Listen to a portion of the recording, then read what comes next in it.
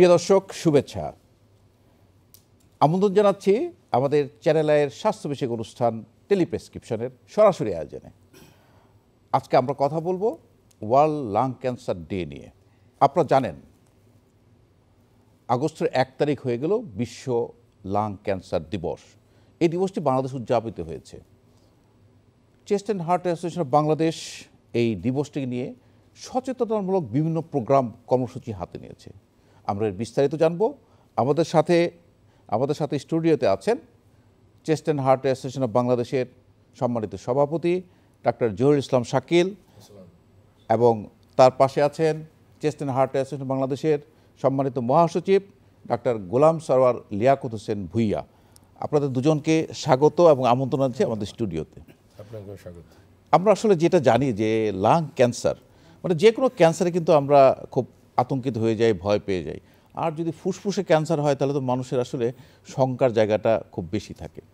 তো প্রথমে আপনার কাছে জানতে চাইব যে মহাসচিব ডাক্তার গোলাম সরওয়ার লিয়াকত হোসেন ভুইয়া, আপনার কাছে আপনারা আপনাদের সংগঠন থেকে এই লাং ক্যান্সার ডে অ্যাওয়ারনেস করার জন্য কী কী কর্মসূচি হাতে নিয়েছিলেন?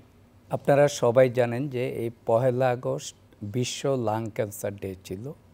আমরা চেস্ট অ্যান্ড হার্ট অ্যাসোসিয়েশন প্রথমবারের মতো এই দিবসটি পালন করি, কারণ আমাদের মতো মধ্য অথবা নিম্ন মধ্যবিত্ত আয়ের দেশে যেখানে স্মোকিং খুব প্রিভিলেন্ট থাকে, লাং ক্যান্সার একটা কমন ডিজিজ, এবং লাং ক্যান্সার কমন ডিজিজ হওয়াতে আপনি অন্য ক্যান্সারের তুলনায় লাং ক্যান্সার কিন্তু সবচেয়ে খারাপ প্রগনোসিস, এবং যেটা মানে অনেকাংশে রোগীরা দেখা যাচ্ছে যে তার চিকিৎসা, যেটা মেন চিকিৎসা সার্জারি করার আগেই তারা দেখা যাচ্ছে শরীরের বিভিন্ন অংশে ছড়িয়ে পড়ে।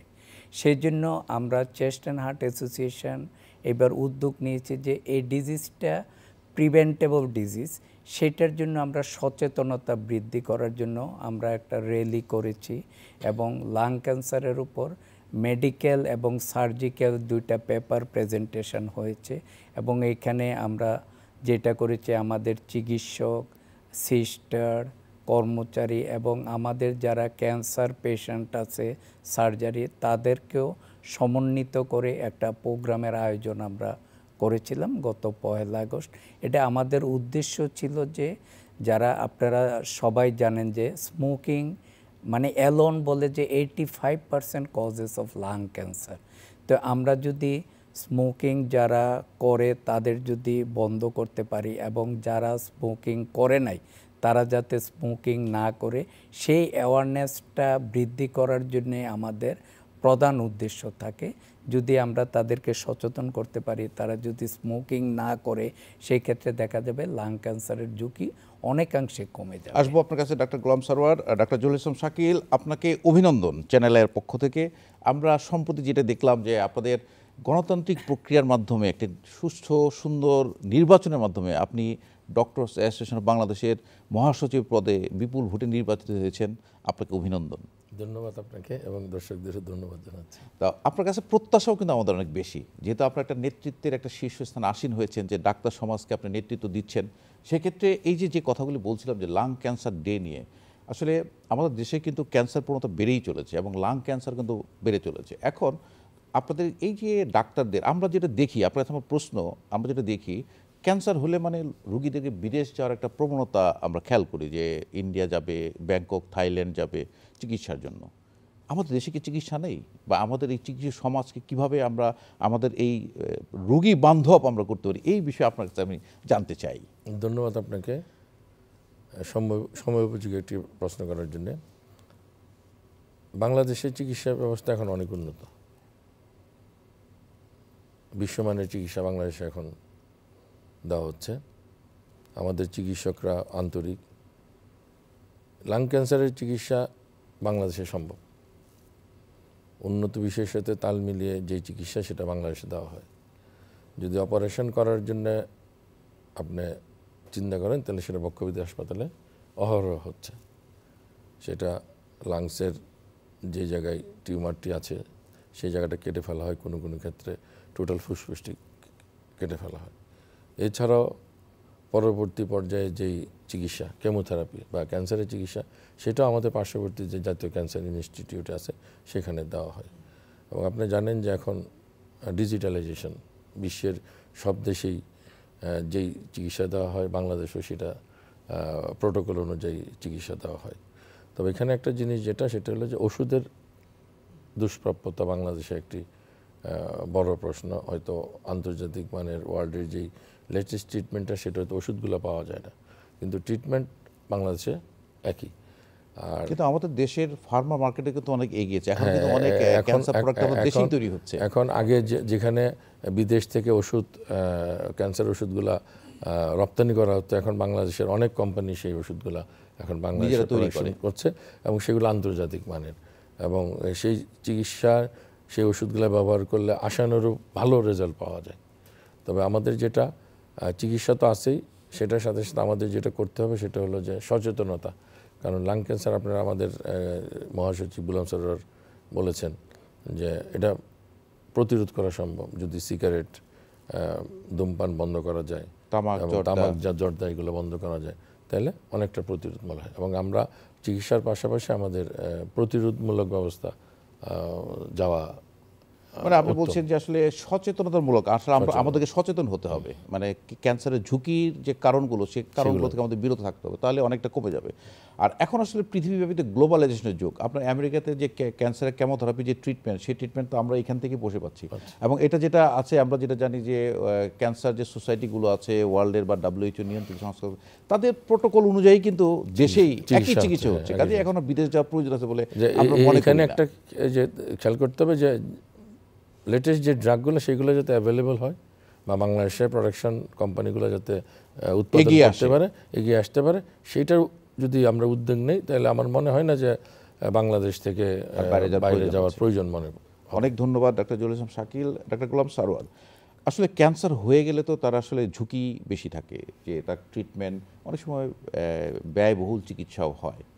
তো সেক্ষেত্রে আমরা যদি আর্লি ডায়াগনোসিস, আপনাদের এবার ওয়ার্ল্ড লাং ক্যান্সার ডে ছিল যে আর্লি ডায়াগনোসিস এবং যত ইকুয়াল ট্রিটমেন্ট, যত দ্রুত একটা চিকিৎসা শুরু করা যায়, আমরা আর্লি ডায়াগনোসিস করার জন্য আর্লি সিমটমগুলো তো আমাদের জানতে হবে, যে ক্যান্সারের আসলে কখন আমরা চিন্তা করবো যে ক্যান্সার হতে পারে, সে বিষয়টা আপনার কাছে জানতে চাই।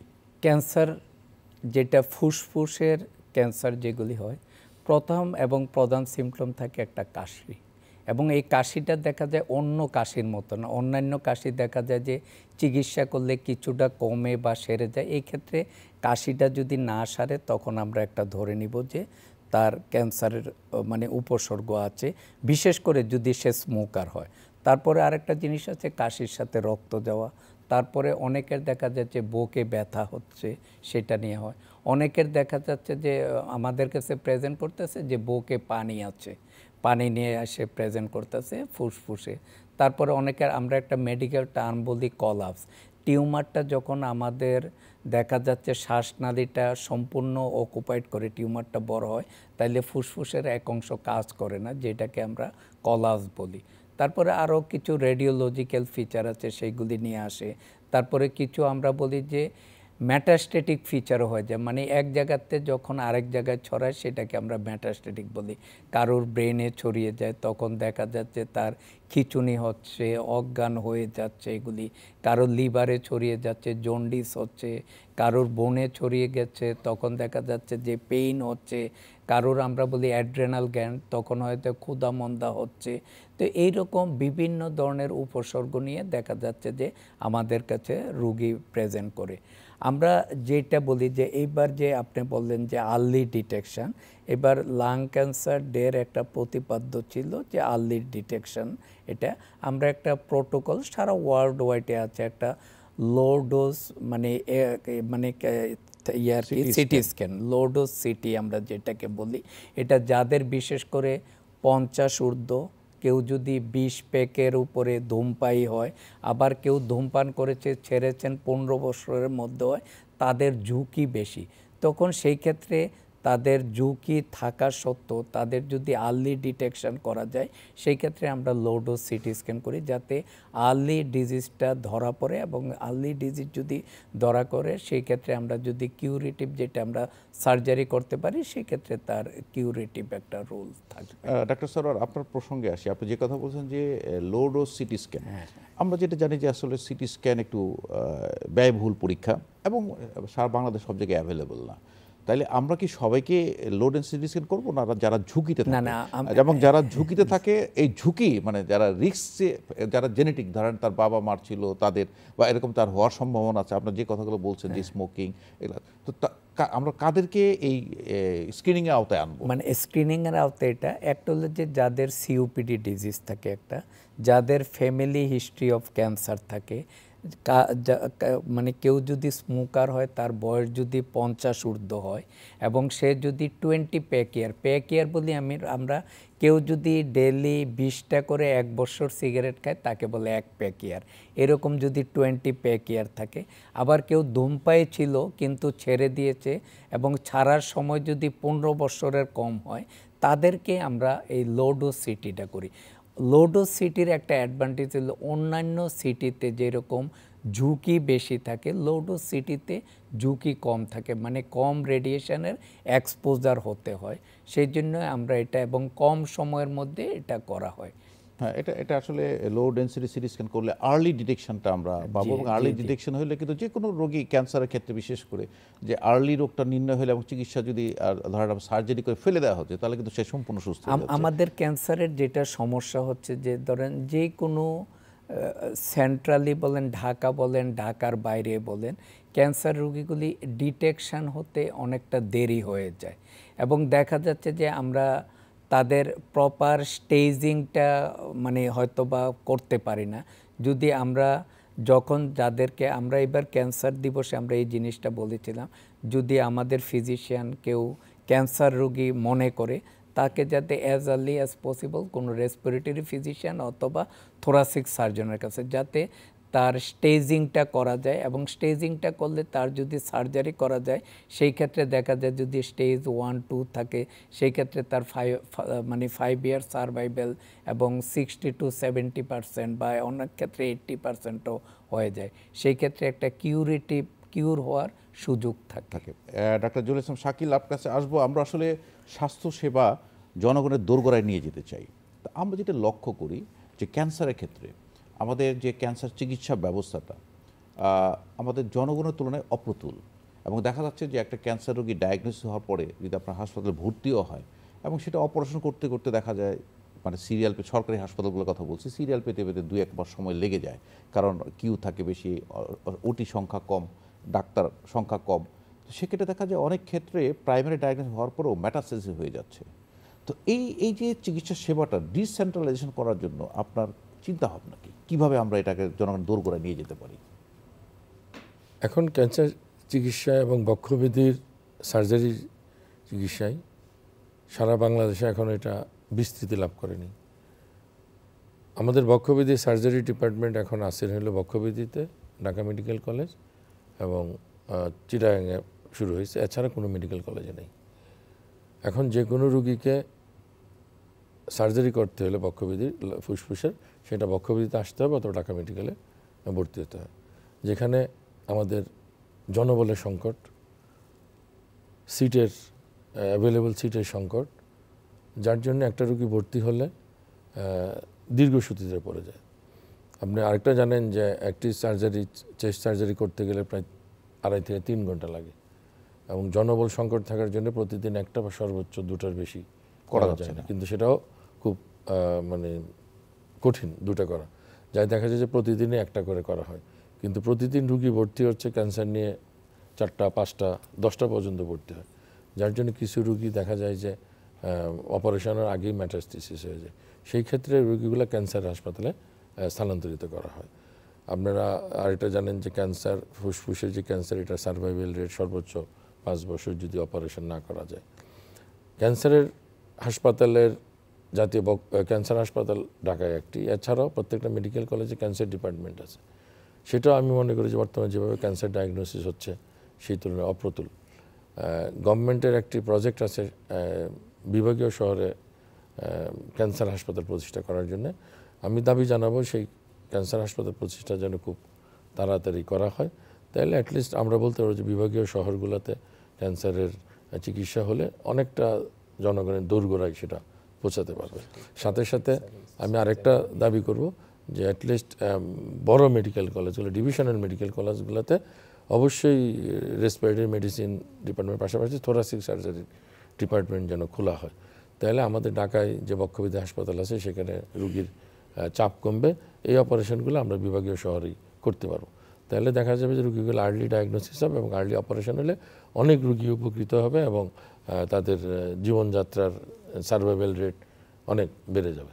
না, অনেক ধন্যবাদ। আসলে যেটা ডিসঅ্যাডাল্টের কথা বলছিলাম, আপনি যেটা বলছেন যে আসলে আমাদের এই ক্যান্সার চিকিৎসা ব্যবস্থা ছড়িয়ে দিতে হবে বিভাগীয় শহর এবং পুরান মেডিকেল কলেজগুলোতে।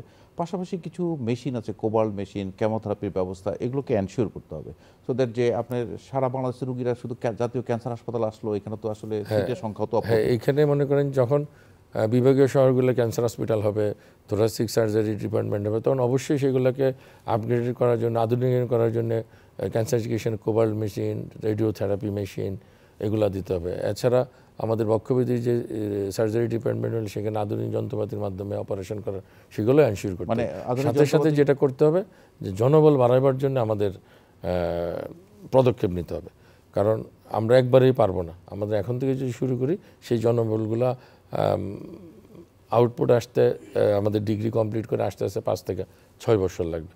সুতরাং এখনই সেই ডিগ্রিগুলোর জন্য আমাদের ছাত্ররা যেন ভর্তি হয়, আমাদের ছাত্রদের অনুপ্রেরণা দিতে হবে যে এই সাবজেক্টগুলোতে আসার জন্য। মানে আপনি বলছেন আসলে আধুনিকায়নের জন্য যেটা দরকার ইনস্ট্রুমেন্টাল সাপোর্ট দরকার, পাশাপাশি আমরা দক্ষ জনবল যে দক্ষ জনবল যারা মেশিন চালাতে পারবে, কেমোথেরাপি, কোবাল্ট মেশিন, এবং যারা সার্জারি করতে পারবে, তাহলে আমরা লাং ক্যান্সার জনবলকে বাড়ানোর জন্য প্রণোদনাও দিতে হবে, প্লাস উৎসাহিত করতে হবে। ডাক্তার সরোয়ার, আমরা যে কথা বলছিলাম যে চিকিৎসা আসলে আমরা চাচ্ছি যে আমাদের দেশের চিকিৎসা দেশে হবে, দেশের বাইরে যাবে না, আমাদের টাকা দেশের বাইরে যাবে না। তো এটা ডক্টর জহুরুল ইসলাম শাকিল সুন্দর করে বলেছেন যে আসলে আমাদের এই সেবাটাকে দোরগোড়ায় নিতে হবে এবং আমাদেরকে উন্নত দক্ষ জনবল তৈরি করতে হবে। তো এই বিষয়টা যে লাং ক্যান্সারের যে বিষয়টা, এই বিষয়টা যে প্রগনোসিস বলেছেন ডক্টর জহুরুল ইসলাম শাকিল 5 বছরের বেশি যদি চিকিৎসা না করে থাকেন, আমরা এই ট্রিটমেন্ট প্রোটোকলগুলো কি লাং ক্যান্সারের? আমরা যে লাং ক্যান্সারের জন্য আমরা চিকিৎসাটাকে কয়েকটা ভাগে ভাগ করি। একটা আমরা surgery, second radiotherapy, third one হলো কেমোথেরাপি। সার্জারি হলো যে আমরা প্রথমে যখনই একটা লাং ক্যান্সার ডায়াগনোসিস হয় তাকে স্টেজিং করে ফেলি। স্টেজিং করে যারা দেখা যাচ্ছে যে স্টেজ 1, 2 এবং 3A পর্যন্ত আছে তাদের সার্জারি করা যায় এবং স্টেজ 1, 2তে সার্জারির দেখা যায় রেজাল্ট এক্সিলেন্ট রেজাল্ট এবং প্রগনোসিস খুব ভালো। 3A তো করা যায়, আর 3B যেটা আছে সেটাকে আমরা বলি যে অ্যাডজুভেন্ট ও নিউ অ্যাডজুভেন্ট ট্রিটমেন্ট দিয়ে ডাউন স্টেজিং করে সেই ক্ষেত্রে কিছু কিছু ক্ষেত্রে সার্জারি করে প্রগনোসিসটাকে বেটার করা যায়। আর যেটা আমরা বলি যে স্টেজ 4 বা মেটাস্টেসিস, সেই ক্ষেত্রে প্রগনোসিস আমরা অনেকাংশে খারাপ ধরে নিই, তাদের হয়তো পেলিয়েটিভ চিকিৎসার লাগে। আর সেকেন্ড যেটা সে রেডিওথেরাপির ব্যাপারটা, রেডিওথেরাপি আছে কিছু কিছু পেশেন্ট আছে যাদের সার্জারি চিকিৎসা দেওয়া উচিত, বাট তার শারীরিক অবস্থা, ধরেন তার একটা হার্ট ফেলিওর আছে, ইজেকশন ফ্র্যাকশন কম আছে, সেই ক্ষেত্রে তার কিডনি সার্জারি করা যাচ্ছে না, তাদের ক্ষেত্রে রেডিওথেরাপি দিলে রেডিওথেরাপির রেজাল্টও এক্সিলেন্ট আছে।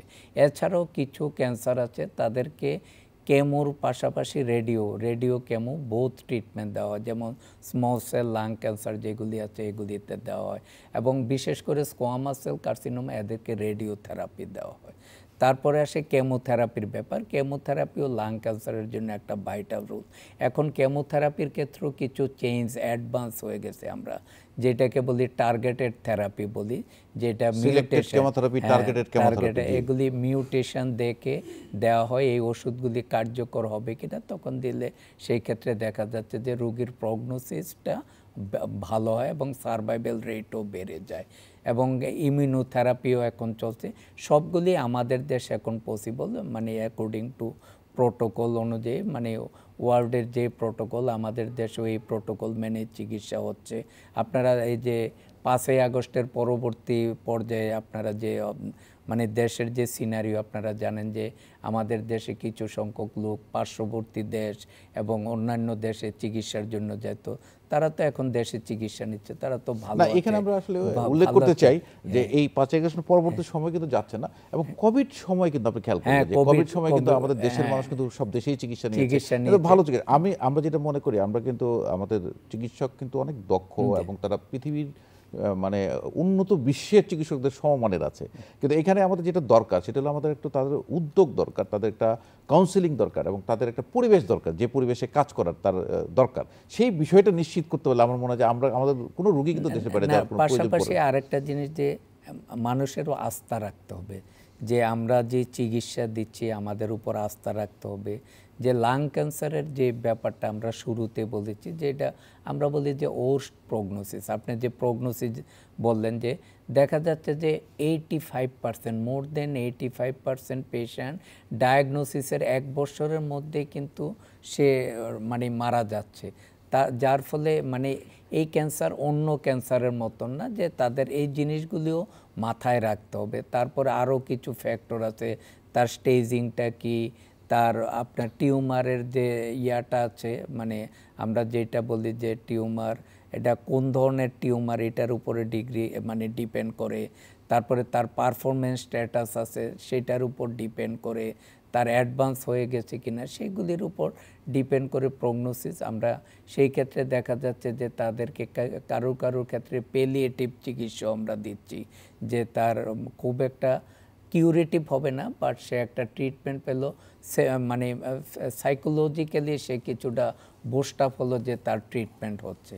বাট আমরা যদি প্রপারলি পেশেন্টকে কাউন্সিলিং করে এবং ট্রিটমেন্টের আওতায় আনতে পারি, এবং সব রুগীকে, লাং ক্যান্সারের রুগীকে আমাদের একটা ট্রেন্ড থাকে যে ক্যান্সার মানে ক্যান্সার হাসপাতাল বা ক্যান্সার বিশেষজ্ঞ কাছে যাবে, সেইটা না করে তার যদি আর্লি স্টেজে থোরাসিক সার্জনের কাছে পাঠানো হয়, সেই ক্ষেত্রে আমার মনে হয় যে ক্যান্সার রোগীদের চিকিৎসার ফলাফল অনেকাংশে ভালো আসবে।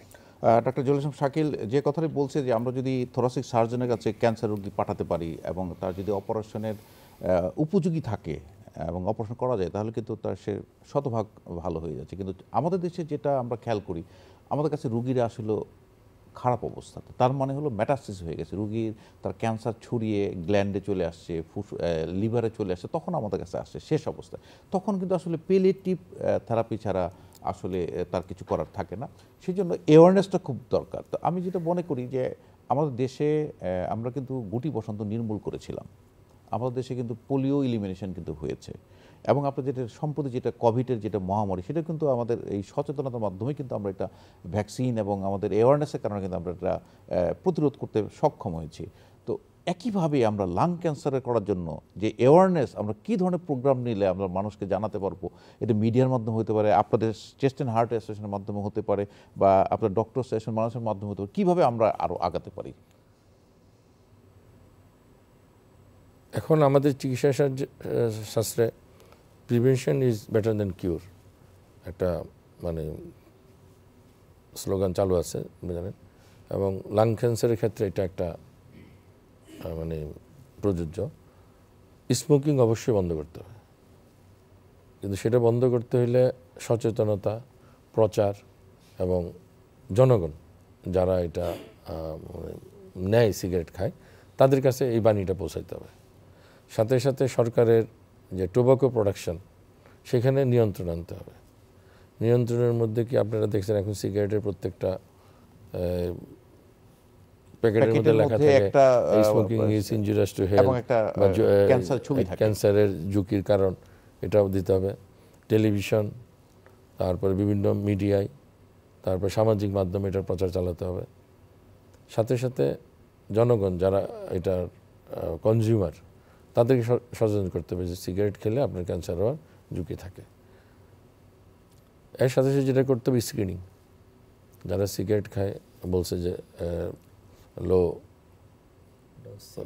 ডোজ সিটি স্ক্যান, এছাড়াও এয়ার পলিউশন, তারপরে টোবাকো, সিগারেট, সিলিকোসিস, অন্য সেগুলোর সাথে প্রফেশনাল যেই হ্যাজার্ড অকুপেশন আছে সেগুলোর জন্য যারা আছে তাদের অবশ্যই স্ক্রিনে যেতে হবে 6 মাস আরেকটা বিষয় আছে প্রাকৃতিক ভারসাম্য, যেমন আমাদের কিন্তু ওজোন স্তরের কথা বলা হয় যে ওজোন স্তরের কারণে সিগারেট যাতে না খায়, যারা খায় তাদের স্ক্রিনিং, সাথে সাথে অন্যান্য যেগুলো আছে রেডিয়েশন, ওজোন স্তর, সেগুলোর জন্য পরিবেশ, প্রাকৃতিক ভারসাম্য, পরিবেশ উন্নয়নের জন্য মানে হেলথ হ্যাজার্ড যেগুলো আছে সেগুলোর ব্যাপারে আমাদের করতে হবে। বিশেষ করে প্রফেশনাল কাজগুলো যেসব জায়গায় করেন, কেমিক্যাল, রেডিয়েশন, স্টোন ক্রাশ, সেইগুলোর ব্যাপারে আমাদের সরকারের নিয়ন্ত্রণ আনতে হবে এবং একটা নীতিমালার মাধ্যমে সেগুলো যদি করা হয় তাহলে অনেকাংশে দেখা যাবে যে লাং ক্যান্সার বা অন্যান্য ক্যান্সারের ঝুঁকি কমে যাবে এবং আর্লি ডায়াগনোসিস হবে, তাহলে আর্লি ট্রিটমেন্ট হলে সেই রোগীর সার্ভাইভাল রেট অনেক বেশি হবে। আমরা অনুষ্ঠান প্রায় শেষ পর্যায়ে, ডাক্তার গোলাম সারোয়ার, আপনার কাছে আমরা জানতে চাই যে লাং ক্যান্সার রোগীদের এদের কোনো রিহ্যাবিলিটেশনের কোনো প্রোগ্রাম বা ধরেন একটা ক্যান্সার ফ্রি লাইফ পেলো, তার পরবর্তী তার কোনো কিছু করণীয় আছে কিনা? না, আপনার পিজিতে আছে একটা জিনিস, মানে প্যালিয়েটিভ মেডিকেল বিশ্ববিদ্যালয়, হ্যাঁ, বাংলাদেশ মেডিকেল বিশ্ববিদ্যালয়ে প্যালিয়েটিভ একটা ডিপার্টমেন্ট আছে, যাদেরকে মানে বিশেষ করে এন্ড স্টেজে যারা তাদের জন্য আছে। আর যারা সিমটম ফ্রি ইউজুয়ালি যারা হয় তারা সার্জারি করলে সিমটম ফ্রি হয়, আর কিছু কিছু ক্ষেত্রে হয়তো বা রেডিওথেরাপি, কেমোথেরাপি কম্বাইনে তাদের সার্ভাইভাল রেটটা বৃদ্ধি হয়। সেই ক্ষেত্রে আমরা যেটা করতে হয় তাদেরকে ফলো আপে রাখতে হয় যে তাদের ক্যান্সারটা আবার রিকার করলো কিনা। আসলে ফলো আপটা খুব ইম্পর্টেন্ট। অনেক ধন্যবাদ ডাক্তার গোলাম সারোয়ার, ডাক্তার জলিল ইসলাম শাকিল, আপনারা দুজনকে এত ব্যস্ততার মাঝে আমাদেরকে সময় দিয়েছেন, আপনাদেরকে অসংখ্য ধন্যবাদ। আপনাদেরও ধন্যবাদ এবং চ্যানেলের দর্শকদেরও ধন্যবাদ জানাচ্ছি আমাদের এই অনুষ্ঠান উপভোগ করার জন্য। প্রিয় দর্শক, লাং ক্যান্সার একটি মরণ ব্যাধি। যদি আর্লি ডায়াগনোসিস করা যায় এবং দ্রুত চিকিৎসার আওতায় আনা যায় তাহলে লাং ক্যান্সার ভালো করা সম্ভব। দর্শক, ভালো থাকুন, সুস্থ থাকুন, নিরাপদেই থাকুন।